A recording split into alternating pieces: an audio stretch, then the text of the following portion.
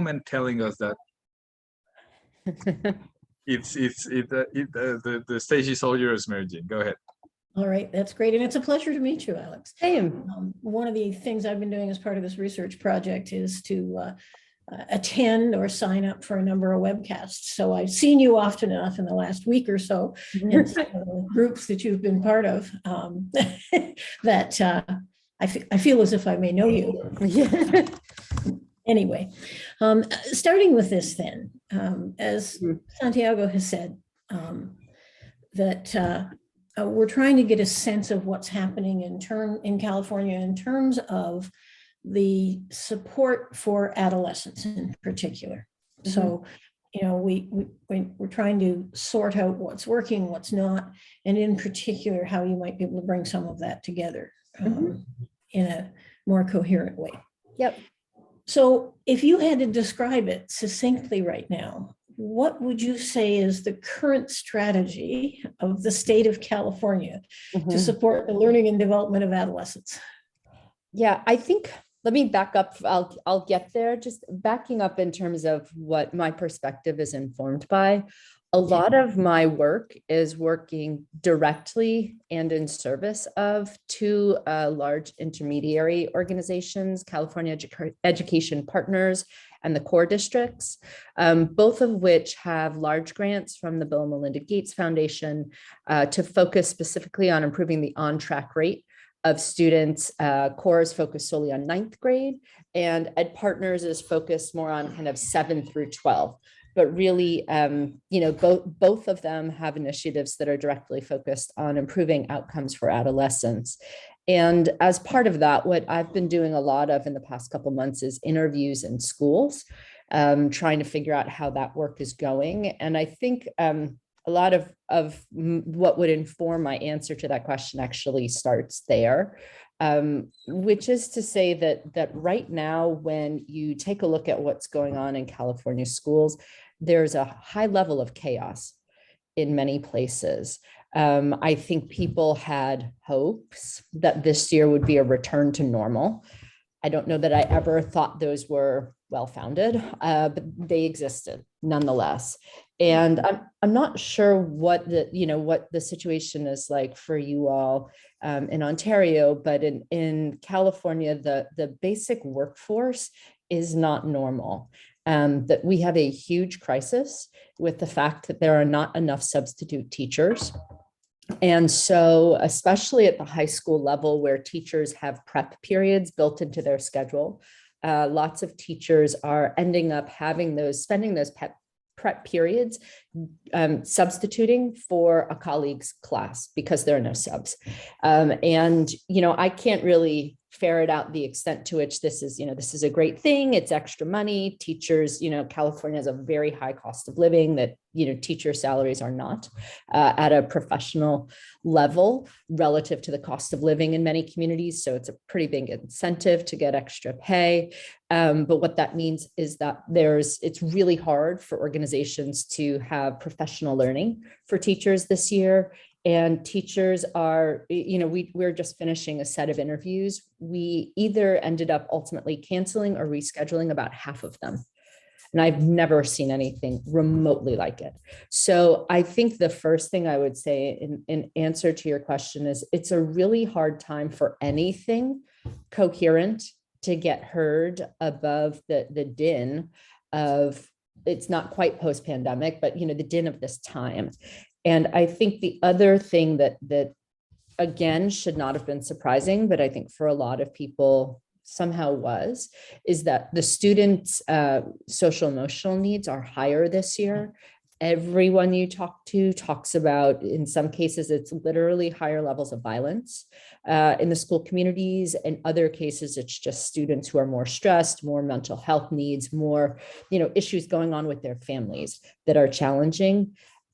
And then adding one layer on top of that to the academics, the academic experience of students last year was really varied. I believe you're focused in this work on California, so you'll know that California had much less in-person education last year than any place else in the country. And on top of that, that lack of in-person access was distributed inequitably. So large urban high poverty districts were less likely to have, in some cases, there was one district where their official plan for a while was to make sure every student got the opportunity for 1 day of in-person education. And so One day a week? No. Oh. 1 day. Oh, total. Yeah. They promised to get everyone back for, like, at the very least, a final send off. And I think that sounded so ridiculous that ended up having political consequences, and they got in a week or two. But there were literally schools starting to offer in-person education in May.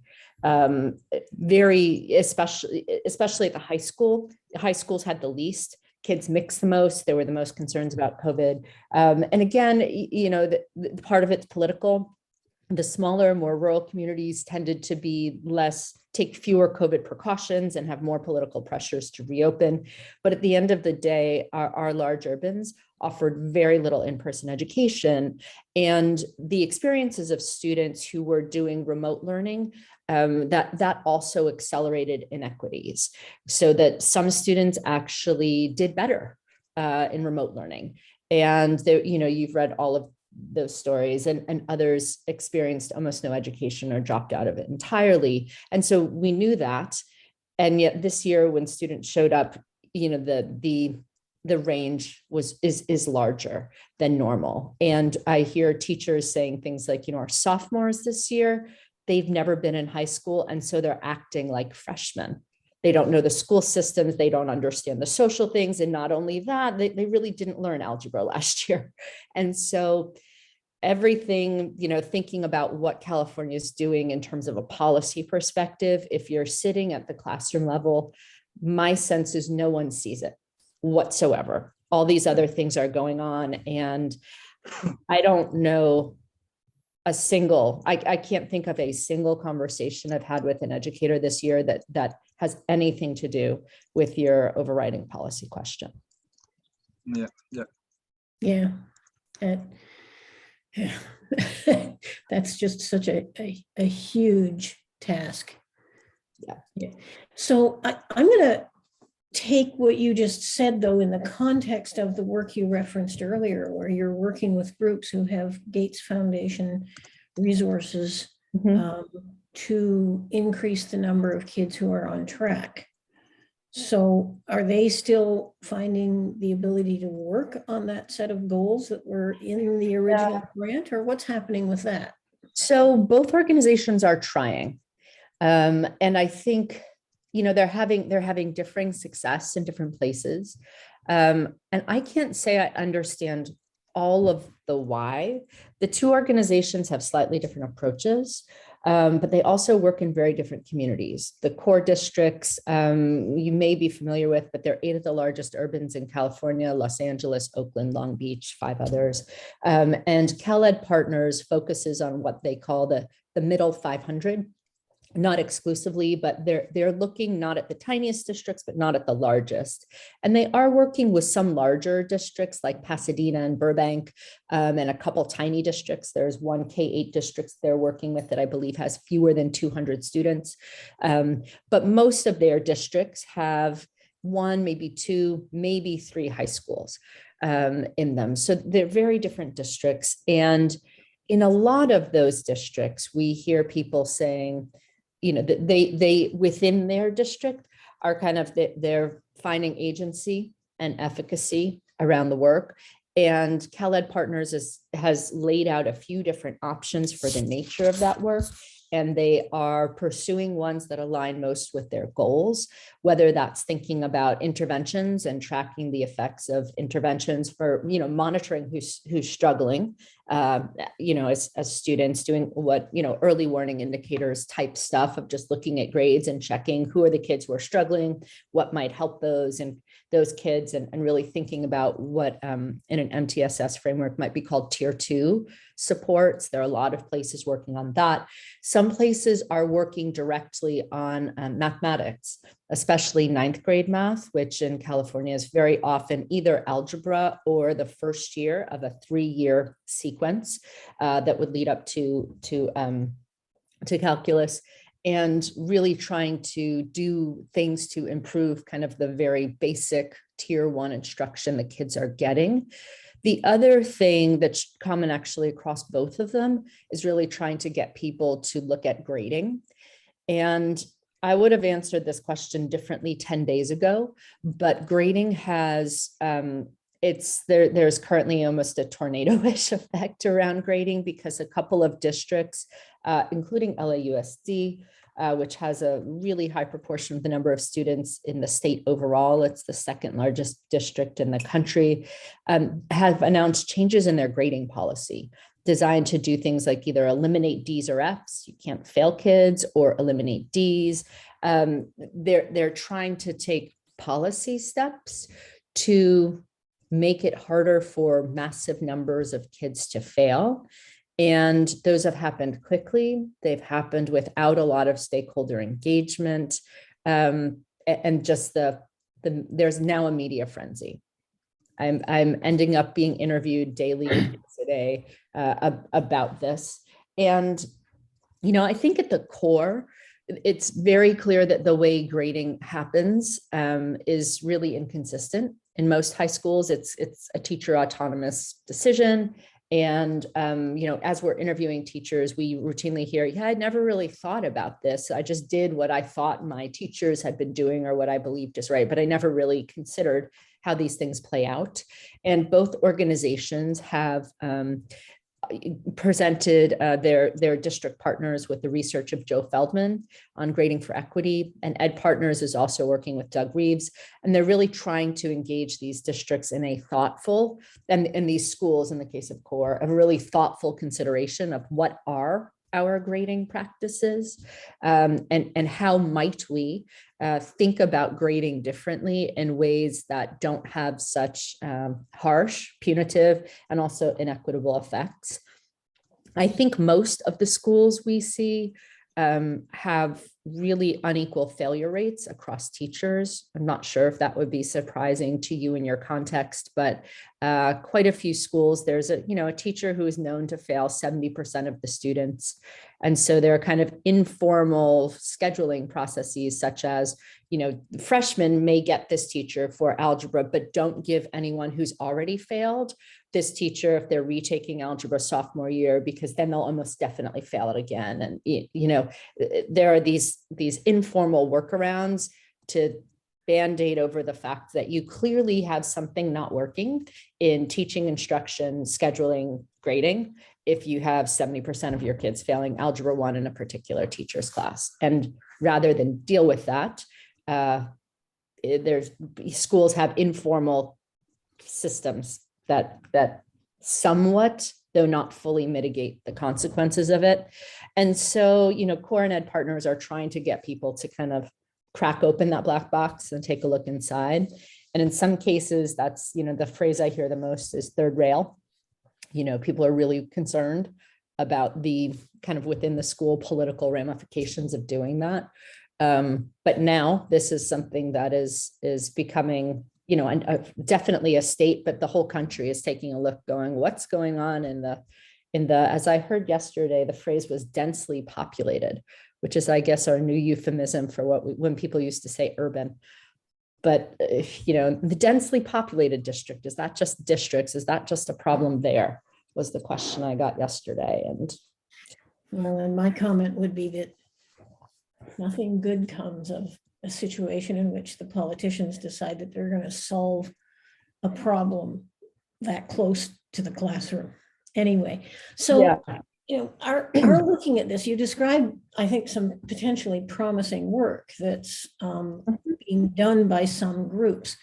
My one question I'd ask about that is if in fact this worked and these groups who are working with these schools were successful in terms of the goals of the grant, how does any of that learning and change spread to the 1,000 districts in California? Is can you tell me about the process for that, or for that, or it's or the theory of action behind it? Well, I think it paces, theory of action is there. mean, I think that's, with the organization, where my role fits into the organization.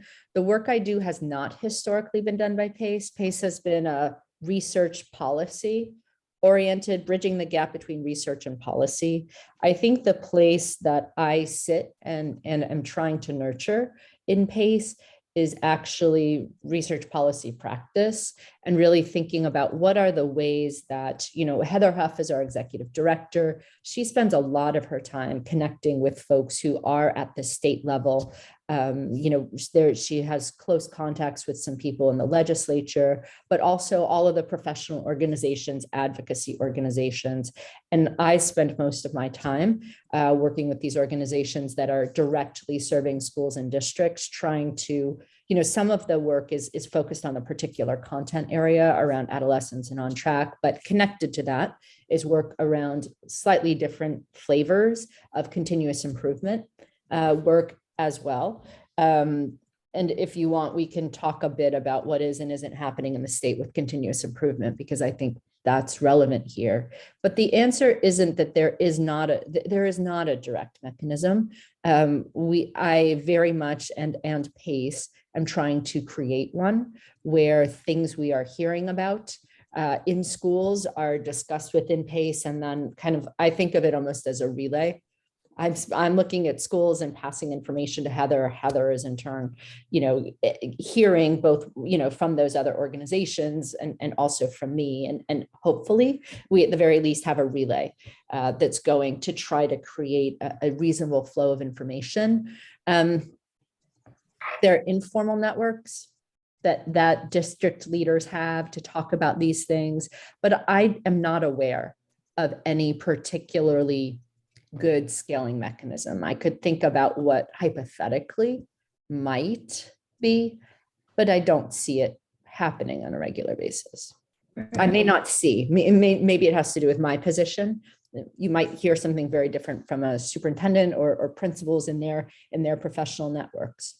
Well, and that's why we're interviewing a pretty wide range of people at all levels of the system to try to get a handle on that. The other thing I'd say is there's a difference between sharing information about something and actually working together on implementation plans as well. Absolutely. Which is, I think one of the things that is particularly powerful in the California education partners model of continuous improvement is a real focus, not just on, technical tools of improvement science, but thinking about how it is that you help people have genuine planning. They have a real emphasis on how do we plan the implementation in ways such that you start small to figure out the ways, this really doesn't work or what supports you need. But even in that initial planning for how you're going to start small, how do you think about how you can spread it in your system? And really within their networks, trying to get that conversation going side by side with awareness of the particular approaches that other districts are trying. And as we've been doing our interviews recently, we heard multiple district, school and district folks talk about other districts that they had been paired with and the ways they were kind of learning from each other as they did similar work. And in some cases, one district said, well, they were trying this thing first and we were trying this other thing first. And now our next step is trying this thing that this other district did. And so we're learning from what they learned, the things that they already learned in their implementation, we're trying to build on those and not kind of repeat. And I think that's the sort of thing you would want to hear. And I definitely feel that within that network, I know that's been a goal of education partners, CalEd partners, they, it's something they're still continuing to think about how to get better at. And I'm also hearing, more so than I've heard before, districts and school folks being able to describe specific examples that give me confidence that that is actually happening. Yep. That's good. That's good to hear. So one of the initiatives or projects, whatever you want to call it, that the state is putting a lot of emphasis on right now is community schools. Mm-hmm. And there's certainly growing interest in investments. Mm-hmm. What can you tell us about how that is playing out? Yeah. So I think the first thing I would say is, PACE, and I can refer you to, I assume you know Jeannie Myung at PACE. She's leading up an effort at PACE to work on getting implementation standards. What's her name? Jeannie, Yeah. I'll put it in the chat so that I don't have to spell long. Super. Jeannie Myung, she's at PACE. Also, another person I would strongly recommend. I forget what we call her.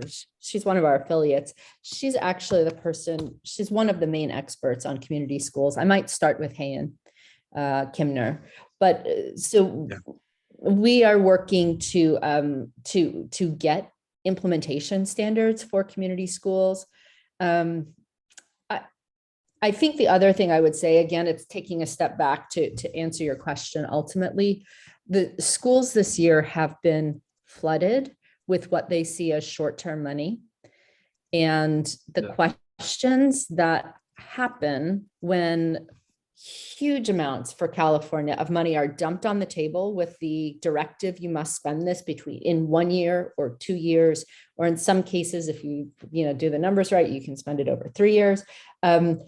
People don't do the type of strategic thinking and long-term planning and alignment with a North Star that you would like to see for good use of resources. And so, the questions we were getting when, kind of initial COVID relief and other related funds came out, people were kind of saying, tell us, how do we spend it? What does the research say? And how do we spend it is not a researchable question. Things that work, that almost nothing, like what can you do quickly? Well, you can buy books or buy stuff, right? So one of the strategies that some districts used with the kind of the windfall was to take a look at the textbook adoptions they were going to have to do over the next few years and pay those down now, in hopes of saving their regular funding to spread it out a bit. It's an interesting, if you think about it from an accounting perspective, maybe it makes sense. But I think part of the answer to the community schools question is that this funding comes at a period of time when A, schools are overwhelmed, and B, they're in the how do we spend it mode. And when I think, I'm not an expert in community schools, but my understandings are that it's designed to be a pretty comprehensive and stakeholder engagement based way of thinking about schooling, neither of which are particularly well served by short-term influxes of large amounts of money. And so I don't know anyone who thinks that the way this is going to roll out will actually achieve the goals we might want for it because of the way it was done. People didn't have a few years, to like a planning process to kind of say, okay, here's this thing we know could really work. Who's interested in piloting? Let's find some way to give you a small amount of money to enable you to do all the background you'd need to do it well, and then launch, right? There are initiatives that look like that in the world. This is not one of them. So yeah. Okay. That's really unfortunate, because I think in its theory. It's so exciting. Yeah. And I will say because this can't be quoted, the kind of the deep, dark fear I have, California underfunds its schools. We underfund our schools a lot, and it shows in the experiences kids get in their schooling. And my concern is that right now, actually, we are spending much more on schools than we normally do. And parents are still really unhappy with what they're getting for any number of really real reasons. And I'm concerned that at the other end, there's going to be a political backlash where people say, look, you had all this money and the experience was still poor. You definitely shouldn't get more money in the future. And we will continue to not make the types of investments that you make if you want a strong, vital, civic, and productive society in a couple decades. And I think that there may be a real cost to what we're doing right now. Yeah, I would say from my perspective, you're probably right on the money with that. But in any case, when we think about the adolescent experience, Mhm. two of the high-risk areas for kids to become lost is in the transition from middle to school or elementary school, depending on the community, to secondary school. And as they approach that transition out of secondary school into what should be pathways to that are aligned with their interests and move them towards a good future. Are Yep. you aware of any work in California that's looking at those areas and supporting students in those transitions? I mean, my head is very solidly in these two particular grants. Also, Partners in School Innovation has one of them. So I know of initiatives. I'm not as aware of anything more systemic. And the problems are huge in those transitions in California. So I think that's, if there are things, I wish they were more visible. Yeah. Okay, well, that helps us understand some of what's going on there. I mean, and I should say, you know, I spend so much of my time with those initiatives that may cloud my perspective, because the people I'm interacting with are working on those things through those initiatives. And there are things like I would bet some county offices of education are doing work in this area. But sometimes, you know, I'm thinking of one district in particular that very purposely chose to work with California Education Partners because they believed their county office of education was less qualified to help them in this issue. And this issue of transition, this is a K-8 district that feeds into a large union district, which is high schools from many different communities. We have these strange district structures here. We have some, you know, unified districts that go pre-K through 12. There are some districts that are for particular communities that go K-8 and then feed into union districts, which go across communities but are only 9 through 12. And so I know of a district that is very focused on that transition because they know they basically, from their perspective, kind of toss their kids into the wind after 8th grade. Good luck, you're gone. And so I know that work is happening in pockets. And just before saying like it's not here, know that the specific work I do may actually be creating blinders of my ability to see what is out there. I'm glad you're talking to other people. You hopefully will get a different answer. Yeah. Well, and part of what we're trying to sort out is how something becomes California education as opposed to this community's education. You know, is there a California education thing that actually makes it to the classrooms, or and how does that happen? Or is it, as you've described, a whole lot of jigsaw pieces that may or may not actually be designed to fit together? I mean, I think the pandemic really showed us that. So I think there's a confluence of things. One, you know, we have local control and we have an incredibly diverse state. We have tiny rural districts. We have huge urban districts. And there are real rifts between them. You know, politically, we're very diverse as well. We're known as a blue state, very progressive, and we have also very conservative regions. And so there is a legitimate challenge to statewide policymaking, if you think about what comes from the state of California, in actually crafting, you know, policies that make sense locally. And then there's also local control written into our legislation, which is a very convenient political cover for statewide folks to throw up their hand and say, nope, we can't do that, local control. And there was a lot of frustration during pandemic. I did, along with a colleague, Ben Cottingham at Pace, and Mary, I think you know him. He knows of you. I think he interviewed you once. And I remember him saying to me, I interviewed this amazing person. It was the best interview ever. So when I saw your name on this, I was really excited. I get to meet her. But yeah, at any rate, you know, that he and I did a lot of interviews with leaders across the state, and they kind of said, we get local control. There are lots of good parts about it, but come on, can you please set some criteria for how many masks we need to buy? Because our union won't even help us, get to the table to figure out how we're going to provide schooling during the pandemic until we know the masks. And individual superintendents were literally trying to calculate mask counts, figure out if they needed to buy plexiglass shields, like doing all of this stuff on their own. And the state did nothing. And at least for a while, they communicated with counties slightly in advance of statewide press conferences. And then they even stopped doing that.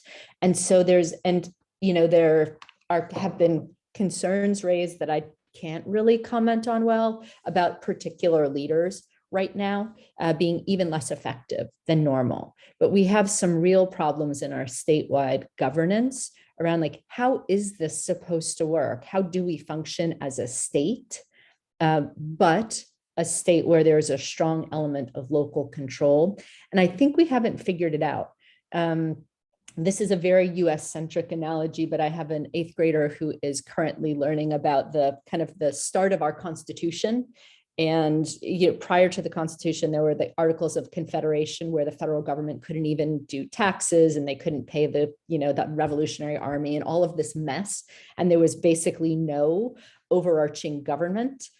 And then we have the Constitution of the United States that establishes a formal federation and delineates powers. I feel like California is in that former place where it's really unclear what the role of the state is, and where right now, I don't think district leaders really expect much from the state aside from funding bills. And there's, a question of how much under LCFF we really reduced the categorical funding to give much more flexibility. There was supposed to be the LCAP, which was supposed to get stakeholder engagement and understand community priorities, and has turned into a large compliance document that not many people find particularly helpful, and definitely does not provide community transparency that reaches everyone. And I think we're in a place where there's a real governance crisis in terms of, how do we as a state govern our diverse communities in education, and what is the role? And no one thinks highly of CDE. I can say that, if not quotable, and there's just a crisis of confidence as well. So I think is there any sense within the system, from as far as you're able to discern? I mean, because California, it's not just the state role. There's CDE, there's CCEE, there's the state board, and there's the state superintendent. Mm-hmm. And I mean, that's just the beginning of a list of these agencies. And the county offices of education. Yeah. Yeah, at a state level. Is there any sense or understanding at the ground level, even at the district level, of what the different roles of those entities are and how they might be of any assistance? That's an interesting question. I don't know. I mean, I know some of those entities have really bad reputations, and others, I don't know that anyone thinks any of them are particularly good, but there are some that have particularly bad reputations. But I don't know. Like, I don't think teachers differentiate. I doubt principals do. Some superintendents probably do. I know folks in the county offices do, but I think you have to probably get relatively high up in the right. Okay. Well, and that speaks to the clarity of who's doing what as well, right? Yeah.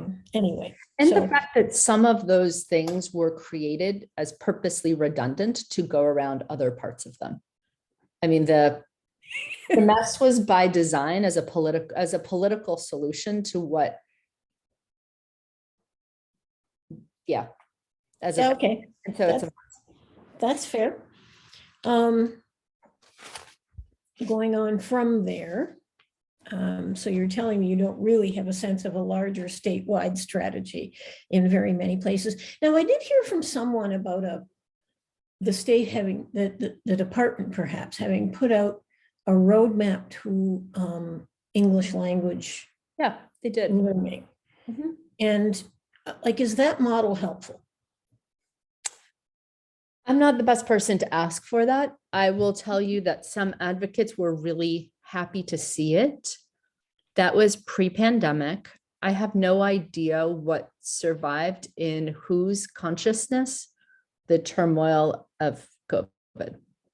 Yeah. So again, the document, even if it is helpful, there's a question around implementation, at least from your experience, and we can ask some people who are a little closer to that area. Yeah, and I wouldn't know. I mean, I do hear it referenced as a document. People are aware of that, I think, at the very least, but it's not central to the conversations that I'm in. Right. Which doesn't mean it's not central. Mm-hmm. So you've talked to us about what PACE is attempting to do to work with districts, et cetera, to accomplish your goals. In what way is there any state support or assistance or help in the kinds of things that you're taking on? Or do you see your agency actually as instead looking at the gaps and trying to fill them? Our mission is looking at the gaps and trying to fill them. Not in the adolescent space, but one of the things that we're doing in partnership with California Education Partners, they have an initiative that's looking at the transition and alignment in the pre-K through third grade space, which right now is incredibly complicated in California and not aligned. And we have a huge transitional kindergarten TK initiative where that's going to be offered in all districts in the next, by 2023, I think, 2025, I can't remember this morning, the years. And there we are, as part of that work, Ed Partners is funding us specifically to help be in that gap. But that is our mission more broadly, is to play that role in California. What exactly is transitional kindergarten as it's being talked about in California right now? I keep hearing the term, and I did a lot of work with kindergarten to primary transition in my role in Ontario. So tell me about TK. Yeah, TK. So my understanding of TK is that part of it is about getting kids ready for kindergarten. And these are 4-year-olds it's designed for, or 3-year-olds? 4-year-olds. It's for the year, the kids who are the year before kinder. And in some cases, kids who, in the wealthier communities, there's also this a lot of red shirting, keeping especially boys who are somewhere near the age cutoff, starting them in school a year later. Kindergarten is not mandatory, and parents putting them in TK, even when they are kind of hit the age cutoff. So there are kind of two purposes. One is to give those kids a place to go, which I don't think is the state purpose, but that's a high SES privileged parent purpose. But then there's also trying to help kids come into kindergarten more consistently ready. Our childcare system is a mess. It's very expensive. Preschools have enormous variation in what their purposes are. They pay typically a preschool pays roughly minimum wage. It's about the same as working as a cashier in the grocery store. And yet you're asking a lot as a society of this group. And I think that the movement to universal TK is designed to kind of address the fact that we know that when done well, early childhood education is very important. And right now it is a mess of different categoricals. There's, state funded preschool that some communities have. And just, so the work, the P3 work is designed to bring a bit of clarity there, to really think about the workforce, to think about how you understand and articulate out what it means to be at these various, what should you be doing as a 4-year-old? What should you be doing as a 5-year-old? How does that connect with what we're going to ask when you go into first grade? And right now it's a free for all. In ways that doesn't serve kids. And so TK is in there. That's the state's thing for before kindergarten. Yeah, I was just trying to figure out where it fit and what the goals were going, because a number of people talked to us about it. And I'm like, and even when I looked online, I was having a little bit of problem. And I think that's part of where we are right now, actually, is that it is murky. There's going to be this thing that will go before kindergarten. But it's right now, there are not any state certifications that really target early childhood at all. and administrators have no training. And so it is very much, I think, murky, and money is coming, which is. So let's turn the perspective on this around a little bit from the perspective of an adolescent trying to move through the system to a successful life. Yeah, and full disclosure, I have two of them. One's in 8th grade and the other's in 11th. So what does it look like to kids across the state with regard to all of this? I don't think it looks very good. I mean, I'll start, I'm a former teacher, and in my career as a researcher, I've studied a bunch of different things, but all of them have been pretty solidly, one way or another, pointed at, for me, a question of how do we get all students access to high quality instruction. And especially in my pre-PACE job, actually, I was working with the National Writing Project and spending a lot of time in writing classes, some elementary, some secondary, across the country. It's not a California answer. And I was always surprised at how compliant the teenagers especially were. We hear about teenagers as rebels and, whatever. And the number of kids who just sat there in rooms listening to teachers talk, filling out very intellectually low rigor, non-engaging worksheets for hours on end. And I think one of the main things that I would say, and California is definitely a part of this, and my kids' experience definitely confirms this, is some portion of the instruction we provide is really boring. Really, really boring. And a lot of, and this is a connection into the grading, a lot of grading is about compliance. Have you turned the things in? Did you do it on time? And so I think that, going to and through school, we see some of the barriers and the inequities because the schooling experience persisting through what we tend to give kids requires a really clear sense of purpose and some sense that if I do this thing now, I will get a prize later on. And not every kid has that drilled into them.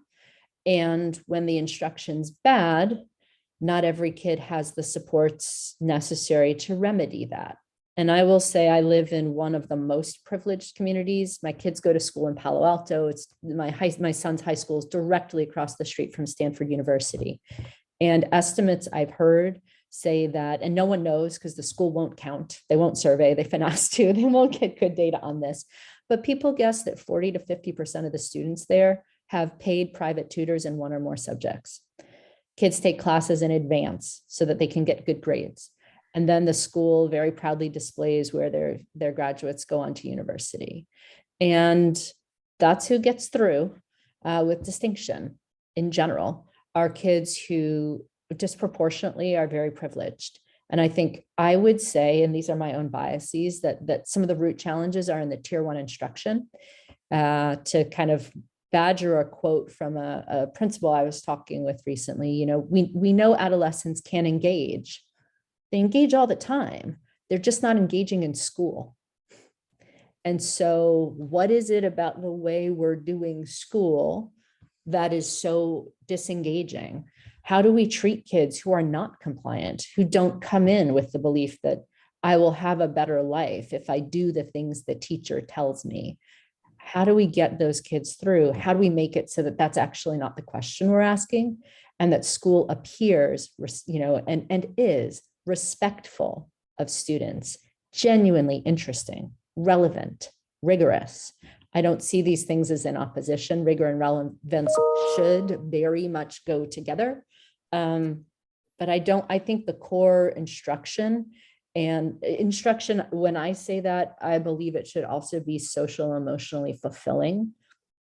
It's a whole human exercise to be in community and thinking about learning things. That's not a cold technical academic thing in my experience as a student and as a teacher. And what I see as a parent is when it is solely technical, like we put in the knowledge and you spit it back out. it is sometimes a very disassociative, really disengaging experience for our kids. Let me ask you a question, Alex. Is there, it does seem, I mean, we've been asking folks whether there is any vision for teaching and learning statewide in California, and the answer we usually get is the new standards, right? The state standards. Do you see the standards playing any role in shaking up or influencing in any way what you're talking about, what the experiences of children in school? I don't know what I can say about the before, but there's ample research that I feel matches the experiences I have right now about the teachers in what was it, Lorty, talking about teachers in an egg crate. They're still a relatively private. Instruction is a relatively private exercise in California. The state teachers union has a ton of power. They are seen as they definitely can elect the state superintendent of public instruction. And they play enormously into any Democratic candidate who wants to run for governor. And in general, with some differences at some local levels, they seem to me to be a relatively regressive union. They don't do the things and advocate for the things that I wanted as a teacher in terms of what it means to be in a profession. They advocate for protecting teachers.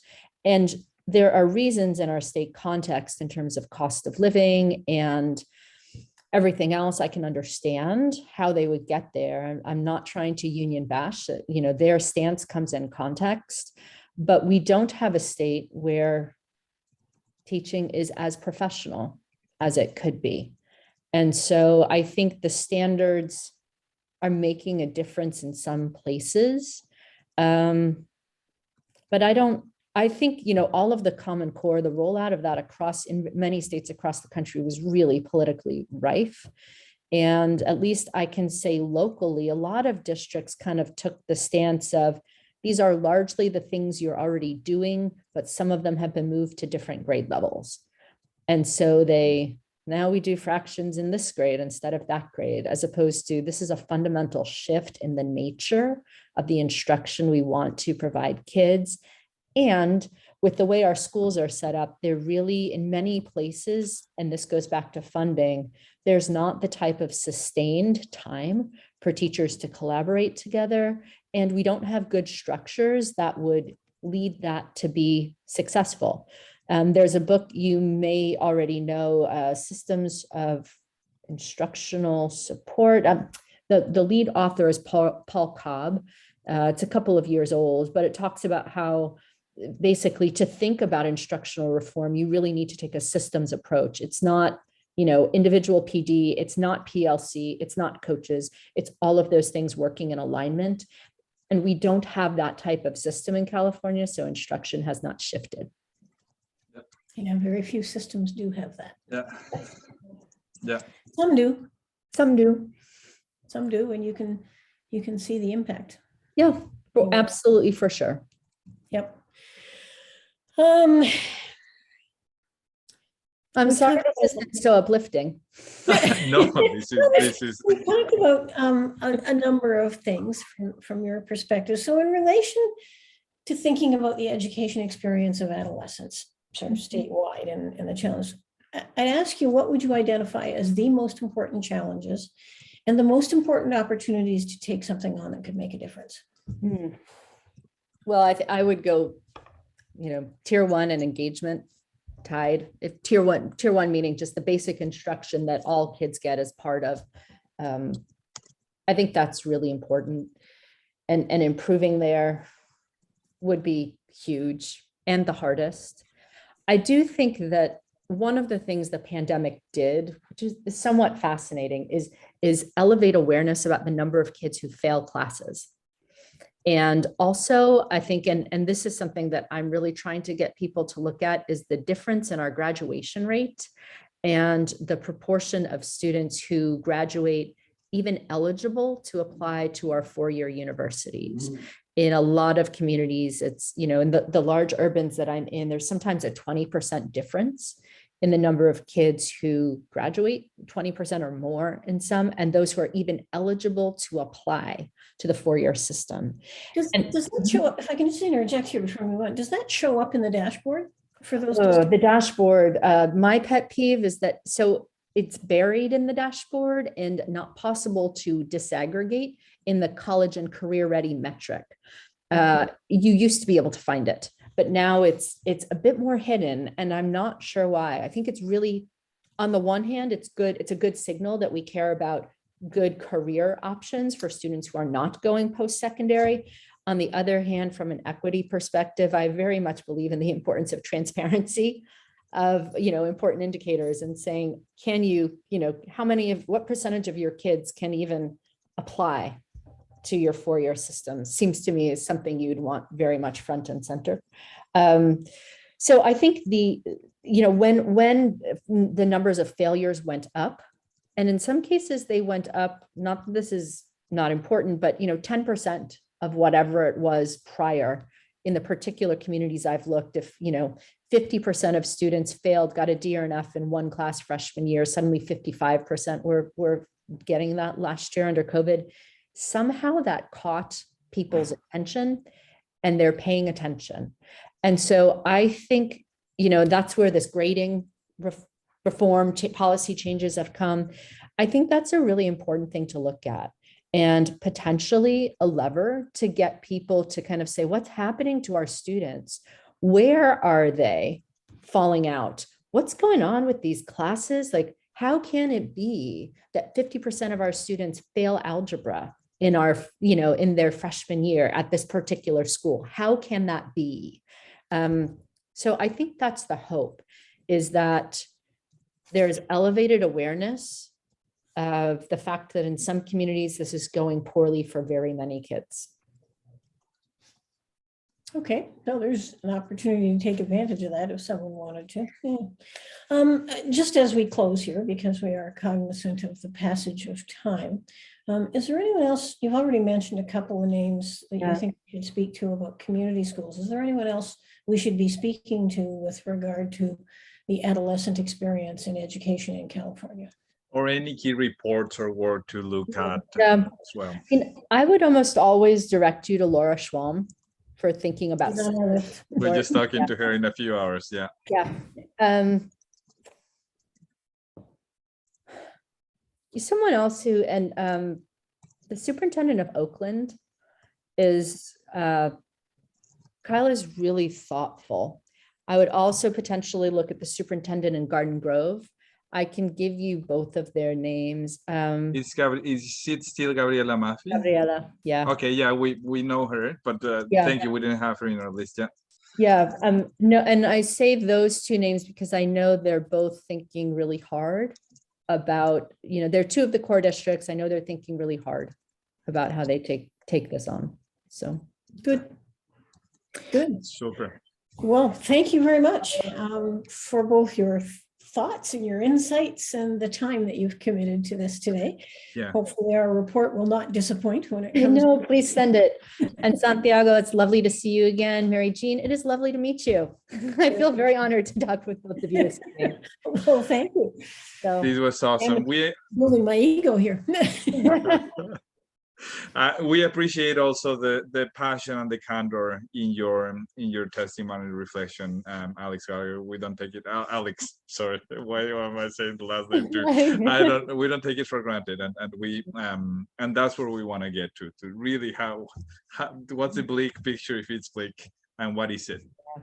Otherwise, there's no way to get out of it, right? To get out of it. Yep, exactly. That's good. Have a good rest of your day. Thank you. Thank you. You too, Alex. Have a great day. Take care. Bye-bye. I know.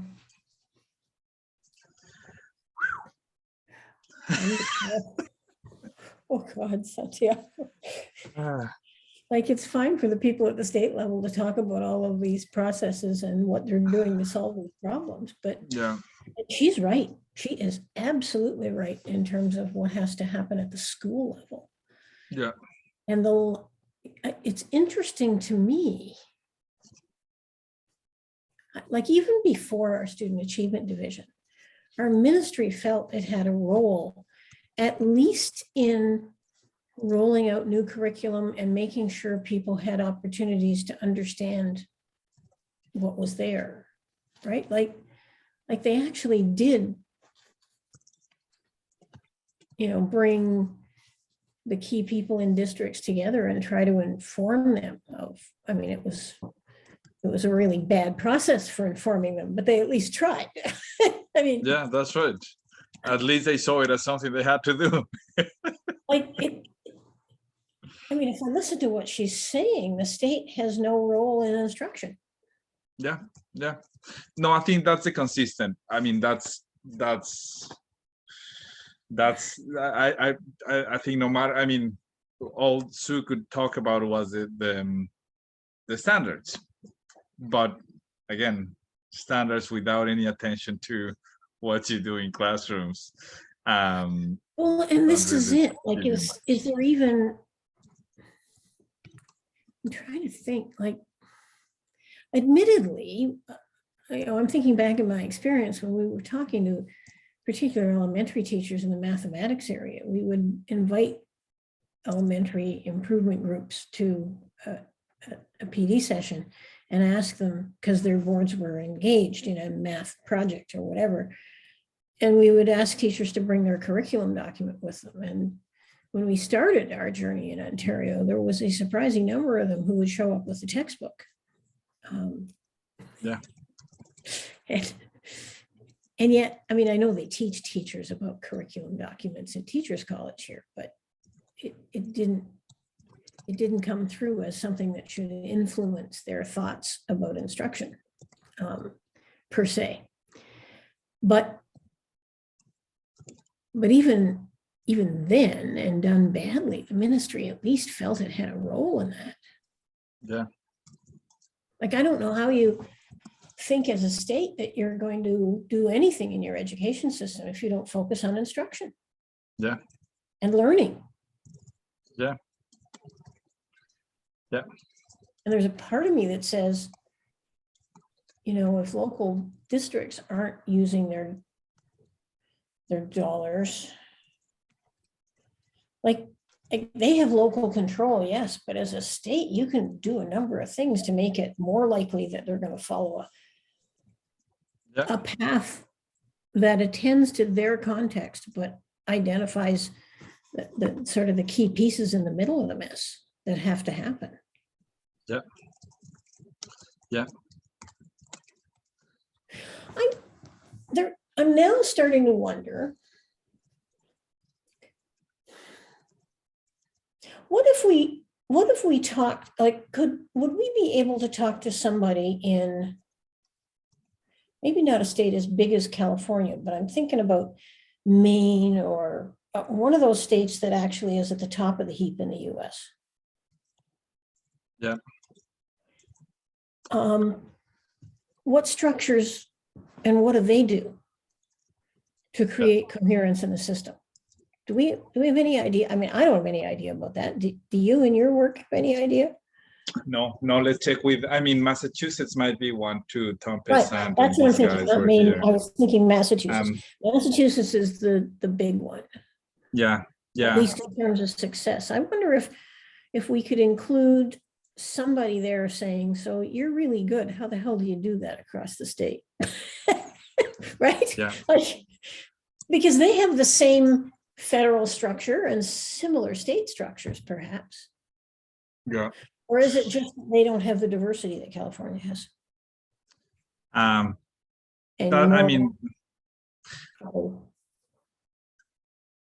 mean, that will probably be brought up, but even just to get the diversity aside, I think there are so many things that could be done better. Well, and some of them must be doing some of it in a similar legal context. Yeah. An organizational context as California, if a different scale. I don't know. Yeah. I don't know. Do you think that would be worthwhile or not? I think so. I mean, the thing is, if we want to get into some possible solutions, I think it makes a lot of sense. Let's ask Michael. I know the the Secretary of Education. I don't know what was it called in Massachusetts. He was a Harvard professor, but I believe he just passed away very recently. I'm not sure who is in there, but Michael may have a good idea. Both of a system similar in political kind of context and geographic diversity, or comparable. Trying to figure out, I mean, there's this one thing about how school systems try to move forward that is common around the world, yes. Yeah. But I'm kind of interested in the US context. Yeah. What some people have managed to do to solve that. I mean, the US, to me, what the pandemic should have made clear to people in the US, and yet I hear no conversation about it, is they don't have systems of anything. Yeah. This business of the independence of the state and the local political, everybody's elected. Nobody knows anything in those decision-making positions, and it's all about the politics. Has masked the fact that there's no, they don't have a healthcare system. Yeah. People were being turned away from one hospital without anybody having a sense of where there was a hospital that might be able to take them. Yeah. And hospitals wouldn't recommend each other if they were competitors. That's right. So, in Detroit, somebody would say, oh, yes, there's room at that hospital, and somebody would drive 40 miles to that other hospital, and they'd go buy 5 others. But it happened that the one we recommended is the one that's also part of our health network. Well, that's not a system oriented to the consumer. Yeah, no, that's right. That's right. Well, one good person to ask would be Linda. So we're trying to get her, Linda Darling Hammond. Some of the questions I'd ask would be quite insulting if I'm not careful, right? Like, but it would. I mean, that's a good point. But let's ask Michael. Let's ask Michael about it. Both, any state in the U.S. that's doing something that's working in a relatively decent way. It does seem to function as a system. And how do they do that? Like I figured out how to do it in Ontario mostly, although it's gone backwards a lot in the last little bit. But and it is inordinately difficult when you get down to the classroom level, but you can still think of systemic ways to influence that. But you have to value teachers, and you have to build teachers' professionalism. No, that's right. That's right. I mean, because the union is the way it is in response to what's going on.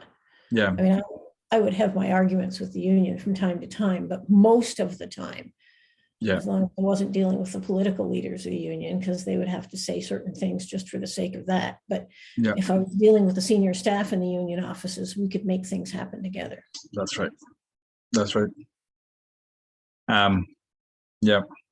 I think it might be a good idea to talk to someone in CTA, the Teachers Association. Yes, that would be good, actually. We had Eric Hines for some time, but that's